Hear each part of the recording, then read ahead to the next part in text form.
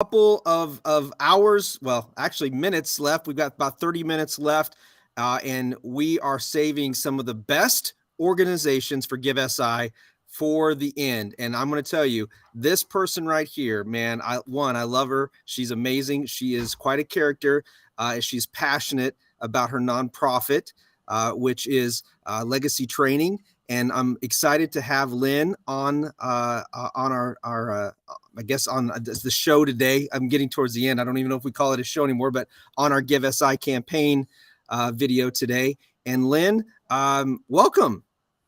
Thank you. I'm happy to be here. And let me just acknowledge the work that you have done. I know this has been a marathon for you and Byram and Michelle and all the rest of the folks that have worked so hard with the foundation. So I just want to acknowledge you and thank you.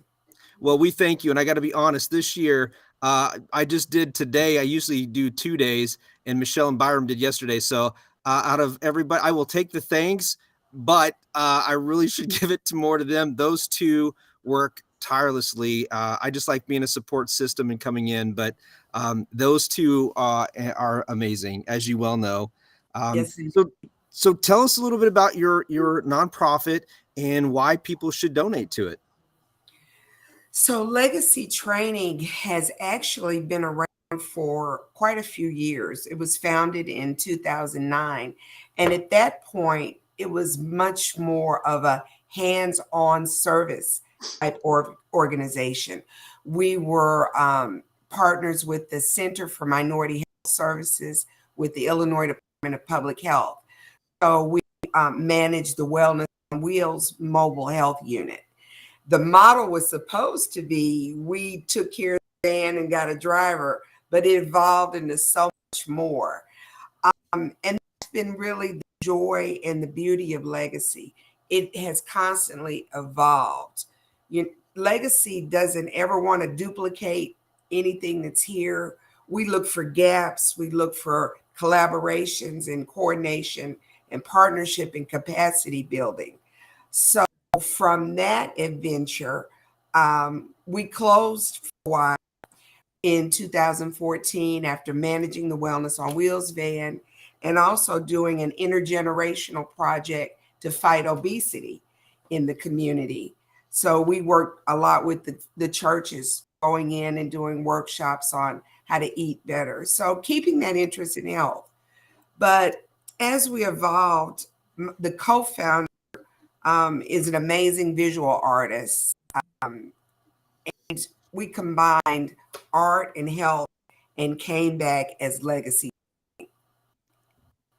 That's awesome. And tell the people listening and watching a little bit of some of the projects and some of the actual where the money's going to go into, and or if there's something that you are earmarking this for, or there's a project that you're going to use this money specifically for.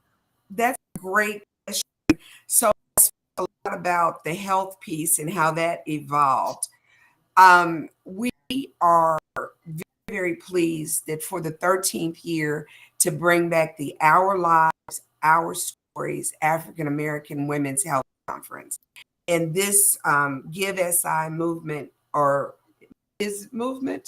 being a part of this initiative, the funds will be earmarked 100% for the Women's Health Conference. And I love that you're targeting a specific demographic. Why is that? Why African American women? What has your organization noticed that's missing or lacking that they need in that community for that specific demographic?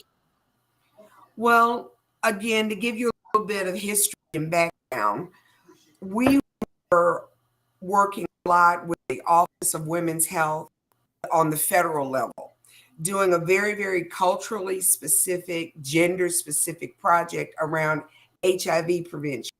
It was so specific. It was HIV prevention for African American women in rural communities. Now, how's that for specific? That's very specific. Yes. So we developed an expertise, right? We developed a niche. We did a lot of research around the needs of rural Black women. So there was a conference grant available. They only gave 4 in the entire United States. They gave 1 to an Asian Pacific Islander group in San Francisco, one to an indigenous people group in Colorado, one to a Latina group. I think they were in New York. And then guess who got the fourth one? We did, for African American women.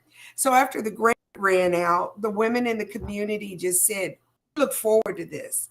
This is a day that we can really talk about us and our problems and helping people to really understand why we have such wide gaps, the social determinants of health, and all of those things that really no one else was talking about then, talking about it more now, but at that time, no one else was having those kinds of conversations. So that's how the conference evolved, and we're at year 13. That's amazing. And I know I always try to get some of the people involved in the organizations to focus in or tell a story or share an experience from a life change because of the organization. Is there anything that sticks out in your mind of someone that benefited from the conference or that just really moved you? Wow. There's actually a lot of stories. I have no doubt. So one of the components, so I'll tell you why we call it Our Lives, Our Stories. So remember, this started from a funder asking us to do a very, very specific type of program.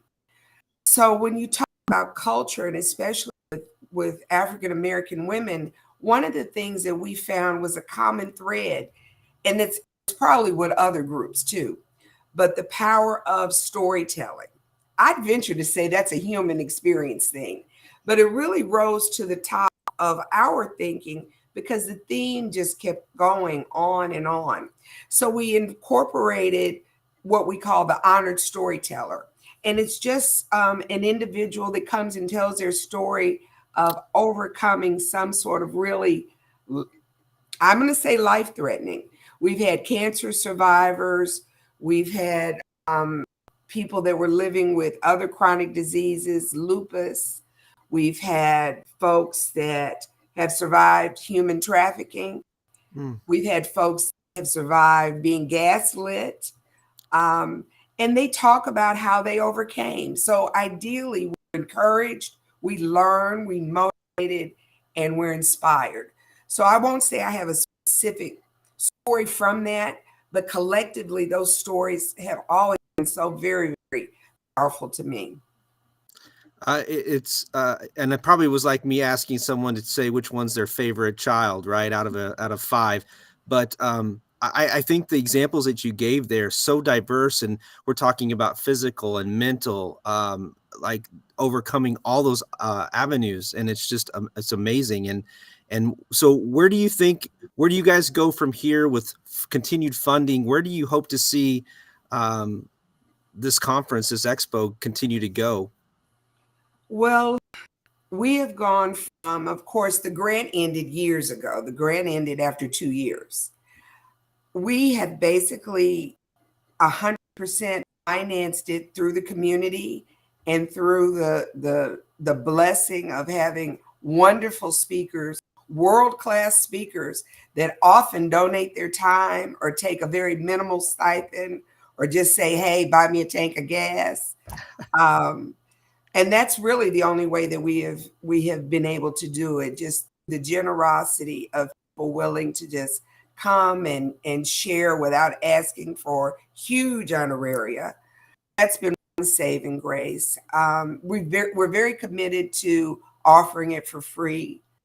We have had some opportunities where we jokingly say that men can come, but they pay for $10. They pay $10 to come, and they have to be very cool. So, Tom, you are welcome. You definitely, with a jacket like that, you definitely make a very cool category. And of course, it's open to all women.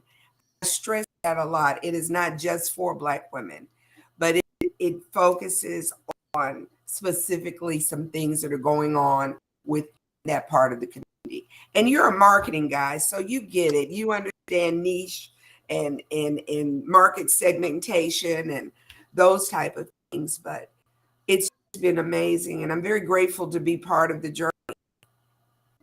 Lynn, I can tell you, I would love to talk to you, and the history, the way you talk and share the history, and you bring up the elements of everything is just amazing. And I think it's so important. And I think that's why you're such a great advocate for your nonprofit. And so thank you. I wish I could spend more time, and we definitely need to get together a little bit more. And thank you for Yes, we saving do. women's lives, saving, African-American women's lives, saving, just getting out there and making a difference in your community. And I think that's really what it comes down to. And that's what Give SI is about. So I hope you continue to raise money and make a difference. And thank you so much.